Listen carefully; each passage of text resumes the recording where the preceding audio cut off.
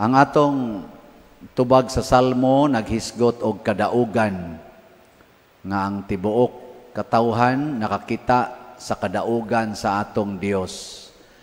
Unsa may gibasihan nga nagmadaogon ang Dios tungod kay nataw ang bata nga manluluwas. Ang bata nagihisgutan sa unang pagbasa.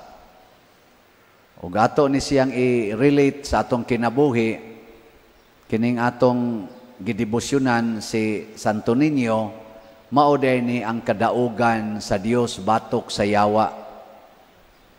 Kay natawo man wa man mamatay sa Book of Revelation nasay gibutang diha nga nakita niya ang babae nga nagbati padung na mo anak niya giatangan sa dragon aron ini kataos bata iya dayong tukbon pero wa kuno lampos ang dragon kay pagkataos bata gikuha mas mga anghel mao tong wa niya mapatay. Ang importante nga ipanganak ang bata mao na siya importante. Nakaron ang yawa maro man gining yawa di man gini mo surrender. Bisan pag magkinaunsa, sukol man gina siya, nangita siya laing paagi. Insya di man day nako mapatay ang bata basta mugawas na, akan nang di pa mugawas, ako ng patyon. Mao na karon, ang kusog ay karon, abortion. Abortion ba? Wa mo kibaw? Sige tag isa-isa dinhi kanamo, maluoy kaunta kanimo nang ilaba, nya kada di ay oras na ay mga 8,000 kabata nga mamatay sa tibuok kalibutan. Ay, i-click ninyo sa Google. Ingna si Google. Total abortions in the world every year. Moingon din na sa Google, 73 million ang recorded induced abortions based on WHO nga record. 73 million every year, average of 200,000 every day, or 8,000 every hour. Malipay pa ka si Santo Niño, sige tag isa-isa sa atong kamot, kanamo maluoy kaunta kanimo nang ilaba, wa gyoy naluoy aning 73 million ka mga unborn babies nga gipamatay sud sa tiyan sa mismo nilang inahan. Inahan ang nagpatay mga igsoon. Usbo na ko ha, inahan. Diha mismo sa iyang tiyan. So, lipay ka na ang Santo Niño. Mauna ni ang gitawag og godless people. Godless town. Nya ini kasunog na hilak dayon. Ginoo, Ginoo in town, Ginoo. Masakit ang iyang anak. Ginoo, maluoy taon ka, maayo tani akong anak. Nya daghan kay gipatay. Kanabitang mangutana ko na ikaslonon, moingon dayon ko, pakasal mo? O padre, pila edad nimo? 25, ikaw, laki. 20. Pila kabuk anak inyong gusto nga himuon sa inyong kaminyoon. Ingon dayon, duha pader. Ikaw laki, pila imo siya, duha sa pader. Nakuo niya og tagaan mo sa Ginoo og 15 kabuk anak. Hoy, pader, simbako mudukdok pa. Simbako taon pader. Nako sa ato pa di ay ang inyong buhion ang kadtorang duha. Nya gikan sa tulo ngadto sa 15 inyo ng patyon. Diin gisugdag patay sa huna-huna. Mo nay gitawag og anti-life mentality. Og maunay gi-invest karon sa yawa nato to establish a mindset nga two-child policy, one-child policy. Ni anana mentality matod pa sa Romans chapter 12 verses wa ko kahibaw amurag 1 to 2 siguro to niingon diha sa to, do not conform to the standard of the world but be transformed by the renewal of your minds offering yourselves as a living sacrifice, pleasing to God. Renewal of the minds. Si Saint Augustine, kanasang Agustin nga mo'y nag-founder sa mga Agustinian, nga mo'y nagdana to ron na Santo Niño. Pertirong dakuas, kolekta dito. Kolekta. Kita din hubas ang tao dito, daghan og maayo. Ay, di nalataan ang kolekta. Unsa may gisulti ni Saint Augustine? Sa iyang gingon, actions follow the desire. Unsa ahay man ang desire? Naagyapos mind. Ana. Ang yawa ni invest pod og panintal sa mind. Kinsa dinyo dinhi mga ginikanan nga magsigig yung istorya kanindot unta og tagaan tagdaghang anak sa Ginoo. Ta sa kamot. Wala na ilabot ka ng way anak, kay mangandoy magidag anak. Pero kamo bang naay anak ba? Kisa ninyo gasingon, ninduta ka dongno, ninduta ka dayno, tagaan pagitagdaghang anak sa Ginoo. Ta sa kamot.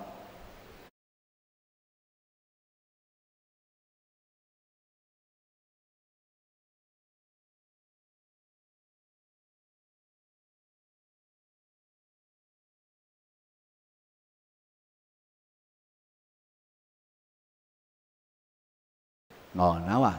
Naa na mo'y anti-life mentality. Nya kung makalusot ang bata diha, unsa may buhaton na sad?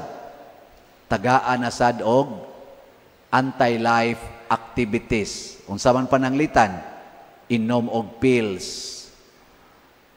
Taod og kondom, taod og ayode. Nya aron gyud safety, ligate, vasectomy. Nya ang last resort dayon, abortion. So ana, pertinandaghanas gi-invest sa yawa. Wap matao ang bata, pertinandaghanang gi-invest. Ang yawa, unyag makalusot gyud matao, di ana sa ilain. Unsa naman sa ilain nga gihimo ang yawa? Una, ang unsa man? Kanang imong ihatag sa bata nga makadaot. Ang una jud kuno makadaot sa bata kana yung imong sigihag painom og gatas nga dili gikan sa gatas sa inahan. Bottled milk. Importante kayo ang breastfeeding. Pero karon kasagaran, uy, malusyang ta. Nagtrabaho ko. Uy, duty pa ko, di na ko kapasuso. Amo na, pasuson lang kadiyot ang bata, mga 1 month, inana, or 1 week, o man na, sige ng nus-nus, na, mga lain-lain, lagikan ang gatas, gikas kanding, gikas baka, gikas kabaw, o unsa pa na gipang ekstrakan. O niya, tagaan dayon og mga chemicals, aron kusog kayo ang energy ko, no, perting bata, perting abtikas bata, murag kanding, tanawan ng kanding inigawas, mag-inikti na gunadaan. Tanawa ng baka, mag-inikti na. Tanawa inyo mga anak na pinainom na, iniktin sa lisura, pugnan. Wala, yun, magsigiglugnot. Kay kung gatas patos inahan, oy, mura unta nagtao. Unsa may kinaiyas tao, matog. Tanawa, ang taong tinud-anay, inigwalis pare, atog dayon. Nga pa. Pero kanang kanding, kanang baka, magwalita, magsigira nagpanibsib diha. Sige, panibsib, di na hunong. O, tanawa inyo mga anak uban din, siging dagan, siging dagan, siging dagan. O niya, aron dili mo dagan, di na saylain, karon, bago kay ni, cellphone, tagaig cellphone. Asos, bata, 1 year old pa lang, kamang-kamang pa, mukupot nag-cellphone. Niya, matod pas mga doctors, niya ba yung mga doctors din mga kuan, ang cellphone ko no, makaguba ginas bata. Una, ang radiation. Kaya ang bata, huyang pa kay na o immune system. Madaot na siya sa radiation anang diha sa cellphone. Ikaduha, ang mental development o emotional development sa bata, dili maayo, dili healthy kung naara siya nakafocus sa cellphone. Tanawa ang mga bata nga sigtan og cellphone, unsay mahitabo? Wa na siya'y social concern. Di siya sensitive siyang palibot. Sige lang ginagana. Di managad, bisag kinsang tao. Sige na lang ginagana. Unyag, kwaon ganito, unsa may hitabo, hilak, tagai, hilom, siga na. O, tanawa din damog bata din hasta din ni simbahan, gakupot og cellphone, kuhaa, lugnot na. No, og di man mo lugnot, mag-ana na Nga na. Di na sila maminaw. Luoy kayo. Luoy. Nya inigkadako ana, kusmon kinagnaw. Unyag ma-failure na gamay, hikog dayon. Hikog dayon. Daghan kay karong naghikog nga mga batanon nga produkto anang cellphone. Kunyog ilara. Naanas record, i-click sa Google. Unsay diferensya sa mga batanon adtong year 1980 ug ang mga batanon sa year 2000 ug ang mga batanon sa year 2020. Kita nimo dihang increase sa ilang depression ug kanang hikog, suicide. Bisan ako magpakumpisal, bisan grade 6 nanay mo ingon, I attempted to end my life. Grade 6. Grade 12, maog yapon. Kaduhan ako ni attempt og suicide. Uy, day, kabata pa nimo, nganong imong nang gibuhat? Wa may peace, among balay, wa sa mama. Ngano yung mama, wa man diha, tuwa sa abroad. Nganong tuwa mas abroad? Wa man sa papa. Hay may mong papa, wa ko kay baw.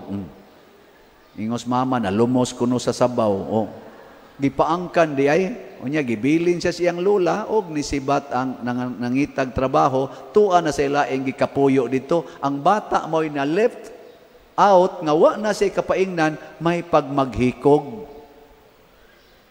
Ano man na? Mentality. Mao nang kusog sa karong premarital sex. Ngano man? Og naana gani mo manguyab, nya, makuha na, attracted dayon, suroy dayon, inigsuroy, tinukhangay dayon, post lang way ginikanan, tiwason tani. Unsa may buhaton? Mental change gyapon, ha? Mangayo tang Santo Niño, mahigugma unta tag bata.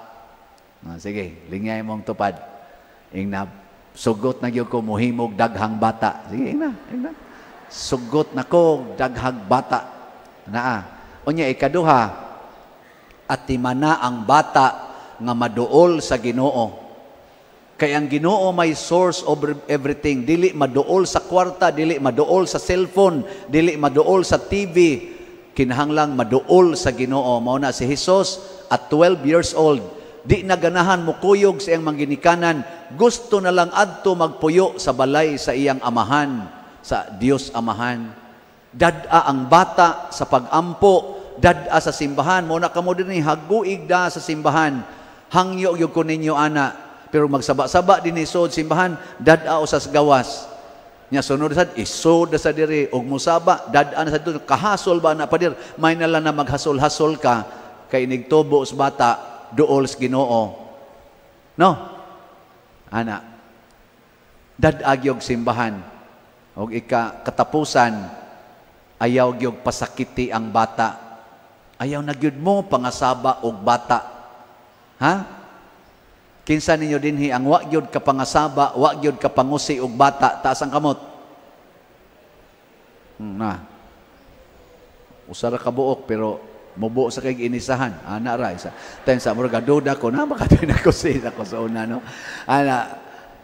Ayaw lagi kay matud pa ni Jesus matngon ninyo nga di mo magtamay bisag usa ni ining gagmayng bata. Kay ang ilang anghel nga magbalantay tua kanunay sa atubangan sa akong amahan nga tuas langit ang makontra nato ang guardian angels bata ay ginagpasakiti ayaw kusia ayaw yaw-yawi ana nya ayaw sa sila tagaig sakit ayaw sigig hatag ana mga chemicals aron di na sila masakit ako daghan ako gimisahang bata na cancer 10 years old, na 15 years old, namatay sa cancer.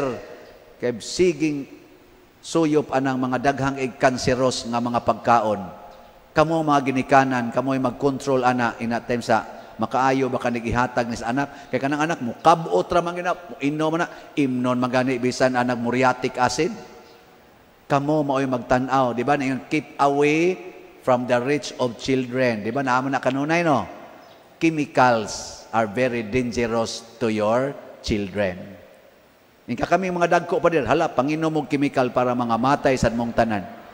Pero ay lang sa taon ay. Ampinga nato ang hinatag sa Ginoo. Himuo natong balaan kay matod pa sa ikaduhang pagbasa, gipili nata sa Ginoo aron mabalaan diha ni Kristo. Sa ato pa, mabalaan ta kung musunod ta ni Kristo. Musunod ta sa mga santos. Nindog ta.